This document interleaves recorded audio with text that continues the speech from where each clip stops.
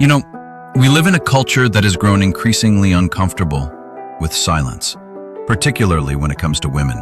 There's this unspoken assumption that stillness in the female body signifies absence, defeat, even emotional failure. But that presumption, like so many shallow narratives we've constructed, couldn't be further from the truth. Let me tell you something fundamental. Silence, in its deepest form, is not the absence of being. It's the beginning of transformation.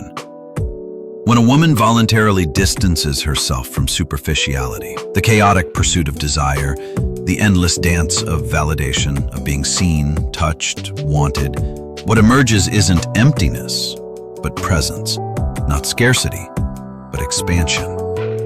Carl Jung, whose work I deeply admire, understood this as the movement of repressed energy into new domains. He called it transmutation, when the instincts aren't denied but redirected. When immediate pleasure no longer governs behavior, the soul, that ancient and often neglected part of us, finally finds room to whisper or scream, depending on how long it's been ignored. Now, you might ask, why would a woman do this? Why would she embrace abstinence, emotional or sexual, in a world that rewards constant stimulation? Well, it's because somewhere deep within, she begins to hear something more real than the hollow promises of temporary affection. She begins to feel a longing, not for another's body, but for her own self, the part of her that's been buried beneath decades of conditioning and expectation. This is not a retreat, it's an ascent, a rising into what Jung called the individuation process, the becoming of a true self. And listen carefully, this isn't about hating men, or denying love, or placing oneself above others. No. It's about truth, and the painful but necessary realization that most modern relationships are masks, facades built on fear, projection, and dependency. So when a woman chooses solitude, real solitude, not just physical but psychological, she's doing something radical. She's saying, I will no longer be chosen by someone else in order to feel like I exist. I will choose myself. And that is dangerous. Because a woman who is whole, who no longer needs to be validated, is no longer controllable. She becomes what I would call a force of nature, and nature is not always polite. Now, you might ask, why would a woman do this? Why would she embrace abstinence, emotional or sexual, in a world that rewards constant stimulation? Well, it's because somewhere deep within, she begins to hear something more real than the hollow promises of temporary affection. She begins to feel a longing, not for another's body, but for her own self, the part of her that's been buried beneath decades of conditioning and expectation. This is not a retreat, it's an ascent, a rising into what Jung called the individuation process, the becoming of a true self. And listen carefully. This isn't about hating men or denying love or placing oneself above others. No. It's about truth and the painful but necessary realization that most modern relationships are masks, facades built on fear, projection, and dependency. So when a woman chooses solitude, real solitude, not just physical but psychological, she is doing something radical. She's saying, I will no longer be chosen by someone else in order to feel like I exist. I will choose myself. And that is dangerous. Because a woman who is whole, who no longer needs to be validated, is no longer controllable. She becomes what I would call a force of nature. And nature is not always polite. Society doesn't like this. It fears the woman who doesn't play the game, who no longer dresses for the male gaze, who doesn't center her identity around being desired. She becomes unpredictable, mysterious, untouchable. Not in a cruel sense, but in a powerful one. And that's terrifying to systems built on compliance. In Jungian terms, she has begun to encounter the shadow, the parts of her psyche she was taught to suppress, her independence, her sexuality, her wildness, rage, her insight. These weren't just ignored, they were actively denied, repackaged into roles like pleaser, muse, or caretaker. And now, in the silence, they return. At first, that silence feels like exile. You withdraw from the world's noise, the dating apps, the small talk, the half-hearted attention, and it's like stepping into a void. Friends don't understand. Family urges you to get back out there. But what they don't see is that this isn't isolation, it's immersion. Immersion in your own soul, in your own story. The body stops being a commodity, the heart stops being a transaction, and instead, everything turns inward, toward reflection, repair, and rebirth. This isn't a spa day. It's an initiation. It's a mythological transformation, and it's not for the faint of heart. The woman who walks this road suffers. She doubts. She grieves. But in doing so, she reclaims something sacred. Eventually, she stops needing external applause. She no longer feels alive because she is desired.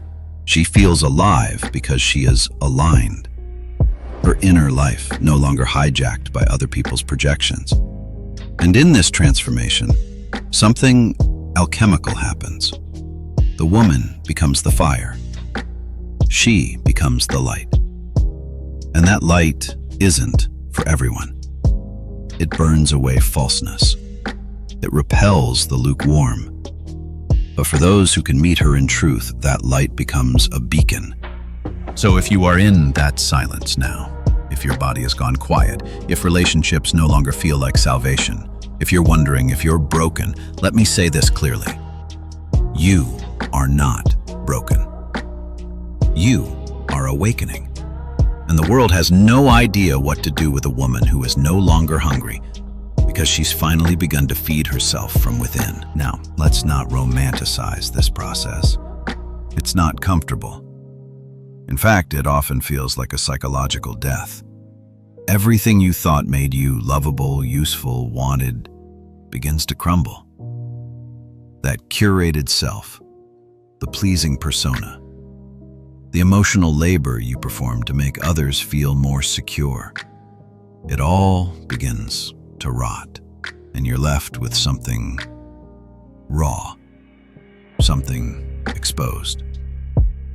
But that's the exact moment where transformation begins. You are being forced by some internal compulsion to confront what's real, not what's popular, not what's expected, what's real. And that reality is often ugly at first, because it means facing all the parts of yourself that you denied in order to survive. You begin to realize that much of what you called connection was actually a form of mutual delusion, a contract of unconscious codependence. I'll play small if you'll stay close. I'll ignore my needs if you promise not to leave. And you see how these unspoken deals robbed you of your truth, your clarity, your sovereignty. You know, we have this cultural obsession with being chosen, as if someone else's desire is the ultimate confirmation of our value. But that's a trap. Because if you believe you are only worthy when someone else sees you, then you'll bend, shrink, perform, and betray yourself endlessly just to keep the spotlight. But when a woman starts to awaken, she breaks that contract. She stops auditioning for love. She stops compromising in order to belong. And that's when the real pain sets in. Not because she's doing something wrong, but because she's finally doing something real. She starts saying no, not with anger, but with certainty. She stops chasing attention because she realizes that most attention is cheap, a counterfeit currency that buys temporary comfort but never truth. She starts asking different questions, not, do they want me? Do I trust myself in their presence? Not, what can I offer them? But does this connection honor the person I'm becoming? And you'll notice once you begin asking those kinds of questions, many people will leave. Not because you failed, but because you've changed the rules of engagement. You're no longer playing the game of emotional barter. You're not selling your time, your body, your energy for scraps of love. You're holding out for something rooted, something sacred. But here's the paradox. The more whole you become, the lonelier it may feel at first. Why? Because you're no longer magnetizing those who feed on your brokenness. You're repelling the ones who only know how to love through control or need or projection. You've stopped bleeding for approval. You stopped leaking energy into relationships that don't reciprocate. You've stepped out of the pattern that says, my value lies in being useful, accommodating, agreeable. And when you do that, the silence gets louder before it gets gentler. You grieve the roles you used to play. You mourn the false intimacy. You sit in a space that no longer distracts you. And that's terrifying, because now you have to face yourself. But facing yourself, truly, is the most heroic act a human being can undertake. It requires discipline. It requires moral courage. It requires that you hold two truths in tension. I am deeply flawed, and I am still worthy of love. That is the crucible of awakening. It's not about becoming perfect. It's about becoming honest. And honesty will cost you everything that was built on a lie. Jordan Peterson speaks often about the dangers of inauthenticity, about the psychological and spiritual toll of lying, especially to yourself. And this stage of awakening is exactly that, the collapse of all self-deception. No more pretending, no more self-abandonment dressed as compassion. So you build new boundaries. You draw lines not to keep people out, but to keep your soul intact. You start to protect your time, your peace, your body, not because you're bitter, but because you're finally wise. And people may not understand that wisdom. They may call you distant, difficult, guarded. But you're not guarding against love. You're guarding against anything that asks you to abandon yourself in order to receive it. And that distinction changes everything. Because now love is no longer something you chase. It's something you recognize. And if it never comes, if no one ever meets you in that depth, that honesty, that sacred space, you are still enough. You are not waiting to be rescued anymore. You're building a life that doesn't require salvation because it's rooted in truth, in meaning, in values forged in the fire of your own becoming. You see, one of the great lies we've inherited is this idea that happiness comes from freedom in the shallow sense. Freedom from obligation, from responsibility, from restraint. But that's not freedom. That's chaos. Real freedom, sustainable, meaningful, integrated freedom, is born from responsibility, from order, from aligning your life with something higher than your impulses. And that's the path the awakening woman begins to walk. She no longer wants a life dictated by what feels good in the moment. She wants a life that means something. That requires something. A life built not just for comfort, but for truth, for alignment, for growth. And with that choice comes weight. Psychological weight. The weight of discernment, of solitude, of saying no when your body still remembers the craving for yes. The weight of discipline, not as punishment, but as reverence for what's sacred in you. You begin to wake up to your patterns, not just the ones that shaped your romantic life, but the deeper ones, the ancestral ones, the cultural scripts, the survival strategies passed down through generations of women who were taught to settle, to endure, to shrink themselves into someone else's story. But now you see them clearly, and in that seeing, you are no longer a puppet. You are a participant in your own becoming. This is the part where people often confuse awakening with arrogance. They see you detach from the old roles, and they assume you've become cold, but it's not coldness, it's clarity. You no longer feel compelled to perform. You no longer derive your identity from being liked. You stop negotiating with guilt. You realize that empathy without boundaries is self-erasure. That's a radical shift, and it's terrifying to those who are still asleep, still outsourcing their self-worth. And let's be honest, it's terrifying to you too at first. Because the truth is, this path doesn't guarantee companionship. It doesn't promise that others will meet you at the level you're striving for. In fact, it often feels like the opposite, that the more awake you become, the fewer people can walk beside you. But here's the truth. Jordan Peterson often alludes to, the road to meaning is narrow, not wide. It is forged, not found. And it requires you to become the kind of person who can carry the burden of your own values, even when it costs you belonging. So you start creating internal structure, not just external boundaries, but internal order. Your mornings change, your conversations shift. You spend less time explaining yourself and more time embodying what you've discovered. You become intentional with your energy. You no longer engage in arguments to prove your worth. You no longer confuse chemistry with compatibility. You no longer tolerate people who feed off your confusion just to avoid facing their own. You start seeking out silence, not to escape, but to listen, to the voice within you that isn't governed by fear or fantasy, but by truth. And in that stillness, something incredible happens. You begin to feel whole. Not perfect, not invincible, but whole. You stop seeing yourself as a puzzle missing a piece. You stop believing that your life will begin when someone finally sees you. You realize that your life has already begun, and that you've been missing it by waiting for someone to give you permission to fully live it. That's the essence of sovereignty. And it's not loud, it's not showy, it's quiet, sacred, unshakable.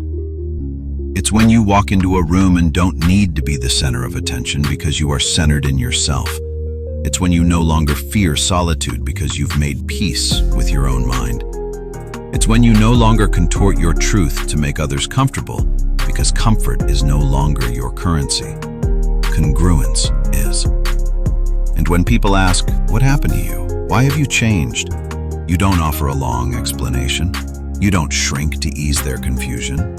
You simply smile and say, I stopped abandoning myself, and everything else followed. Eventually, when the fire of self-reclamation is burned long enough, something remarkable happens. Not loud, not dramatic, but quiet, like the first light after a long night. The woman who has walked alone, not out of hatred but out of necessity, begins to experience love again. Not as seduction or approval, but as recognition.